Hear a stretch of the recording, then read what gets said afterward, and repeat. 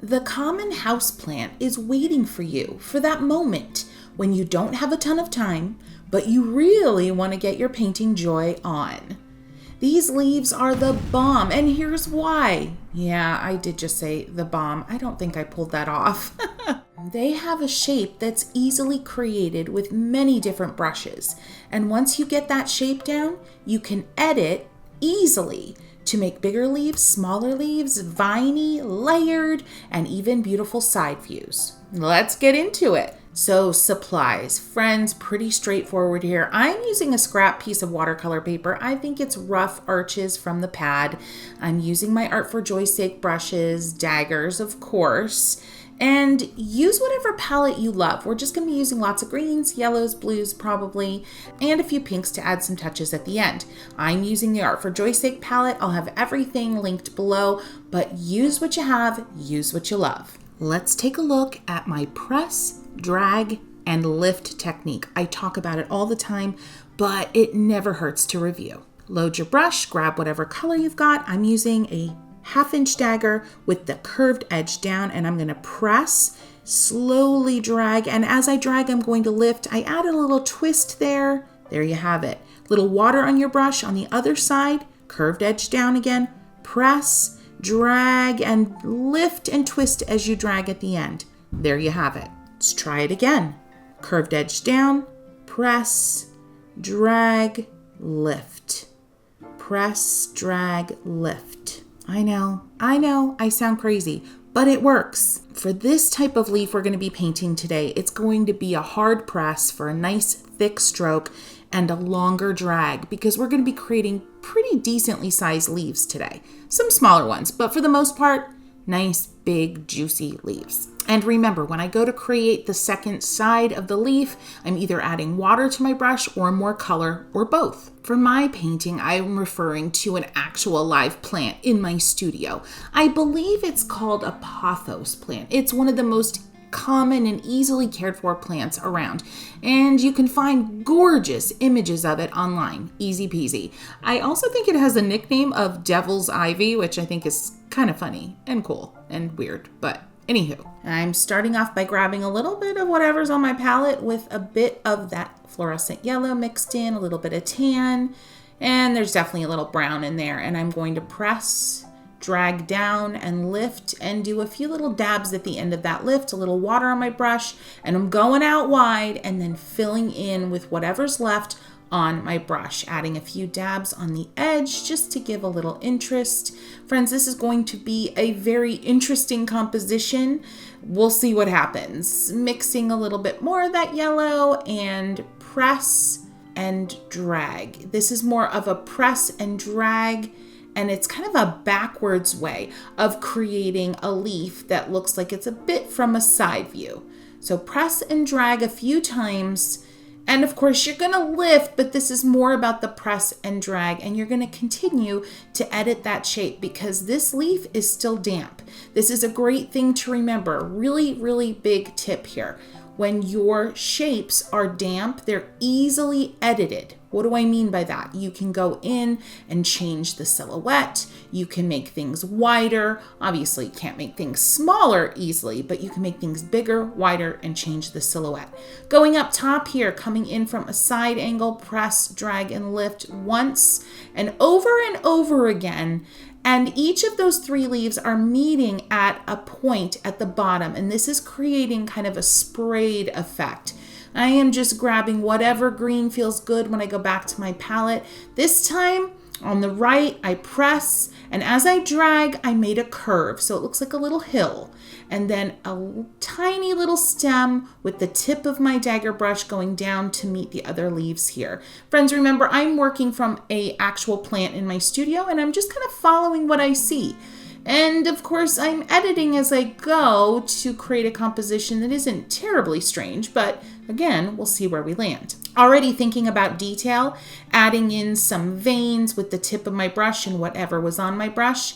This one was a backward C curve, press, drag, a curved drag, and lift quickly and abruptly to get that thin end to the leaf. Press, drag, and lift twice. With that dagger brush, you're always going to have the curved edge down for these leaves today. This is an upstroke of sorts, press, drag, and lift, kind of curving up.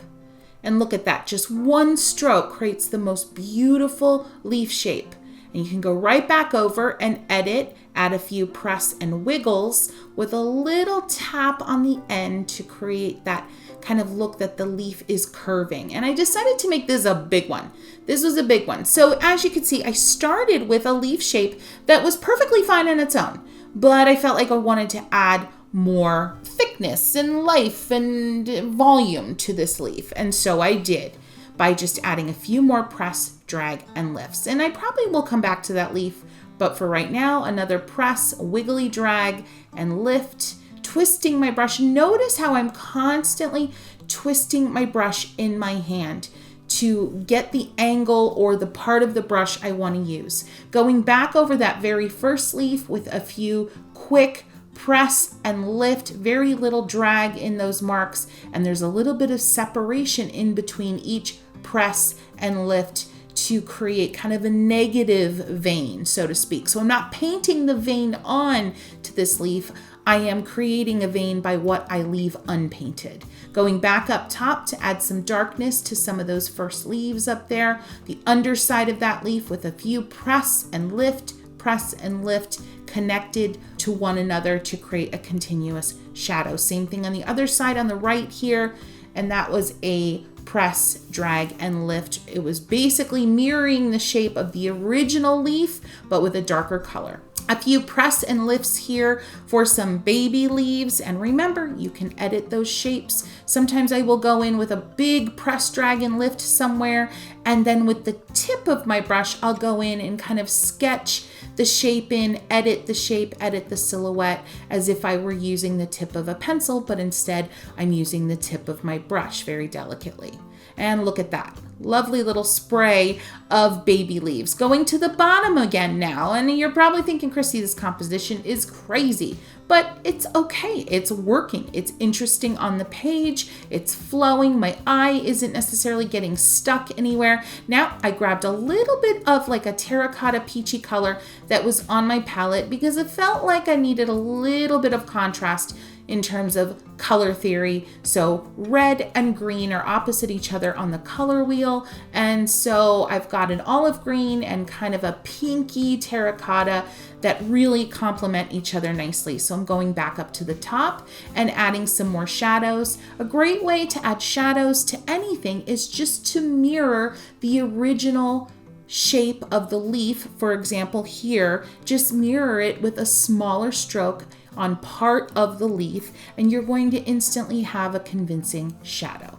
I love that pinky terracotta color, so I'm adding it into places, thinking about the way that leaves kind of twist and curl and intertwine with one another. And speaking of that, I have an amazing tutorial on how to paint leaves that kind of twist and twirl and intertwine with one another. I'm going to link it below. Check it out. Friends, while we're adding the shadows here, if you are enjoying this type of tutorial, I'd love for you to head into comments and say, love this or want more, yes, please, to let me know that this type of very specific tutorial. And while you're at it, if you're inspired, would you give this video a boop? That's a like. It really helps others find this channel, and that helps me, so thank you. Going in with the tip of my brush in places here to add some additional details. So remember, friends, your details don't always need to be super tiny, wispy lines on leaves. The details on leaves can be medium-sized strokes. For example, that first leaf that I started with, I added some detail with a darker olive green, so an olive green mixed with a little brown, let's say, and the strokes that I added were about 1/4 inch thick, but they added detail. So not all your detail lines need to be those thin, wispy, veiny lines. Think about varying the size of your details that you add. Speaking of editing shapes, I talk about this a lot. I'm going into this bigger leaf here on the right, and I'm continuing to edit the silhouette with this darker green. I mixed together my darkest green on my palette, a little brown, a little blue, even maybe a little purple to get this really deep, rich, foresty, emeraldy green. And I'm painting that into the damp leaf to get more shape and shadow. And I'm liking where it's going. You could also remove paint at this point with the lifting technique. And if you're not familiar with the lifting technique, friends, I do have a Watercolor Mastermind. I am going to link it below because if you haven't seen it yet and you're having fun right now, you're going to want to watch that one soon. Bringing in my round brush, this is a number 6 round, and I'm taking that dark green that I was just using, and I'm doing some dab and lifts. Some of them are with the point of my brush, some of them are with the side of the brush, mixing in a little bit of that pinky terracotta, dab and lift, dab and lift, dab and lift, all different directions, kind of following, like think about where you would put veins on a leaf and the direction the veins would go. I am also using that direction to figure out where to put these bigger dab marks. And these are marks that are very indicative of this type of leaf. They have these beautiful splotchy striation hybrid marks. And they can be kind of like, oh my gosh, I don't know how to create these. These are strange. But these interesting dabs and dots and dashes in combination with one another are a really good, fairly convincing way to paint this type of leaf detail.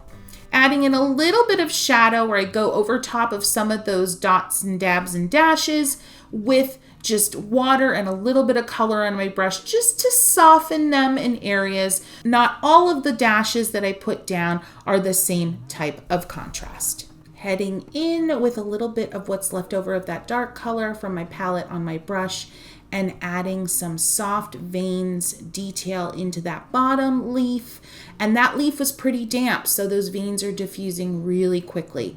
And again, just mirroring the shape of the original leaf there, that little tiny one on the right, to add a little bit of shadow. And just letting the color run out on my brush by adding detail here, there, and everywhere. Now here I am getting into the classic Kristy wispy detail, say that 3 times fast, with this leaf, this wavy leaf that I love on the side here. How are we feeling? I would love to know, is anybody painting along with me? If you are, say yes.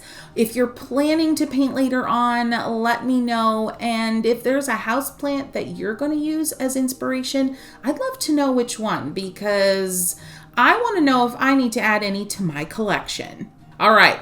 Really dark green here, friends. So take your darkest green on your palette, a little bit of brown, your darkest blue, a little bit of red even, and you're going to get a nice dark green. And this was a press, drag, and lift 2 times over. And then I added a little bit of fluorescent yellow on my brush. I didn't rinse the brush from the dark green. And look at those 2 colors that I was able to get.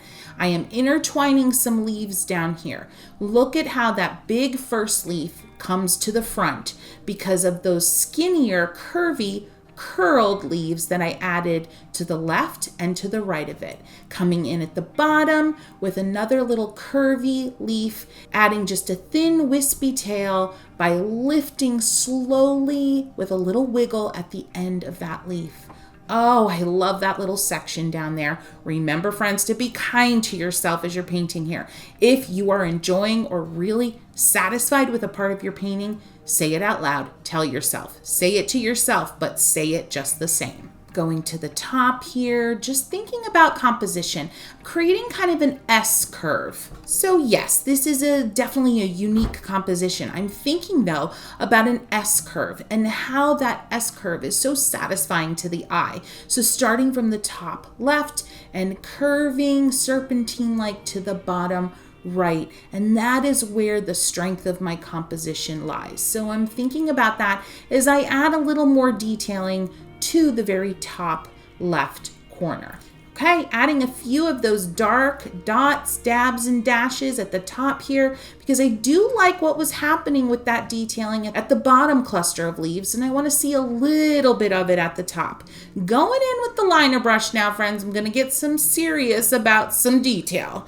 And press, drag, and lift really doesn't apply anymore, but you're following the silhouette of the shape of the original leaf that you painted with press, drag, and lift. So look at the curve of the outer edge of that big leaf, and you want to follow it by creating a line in its same direction and shape.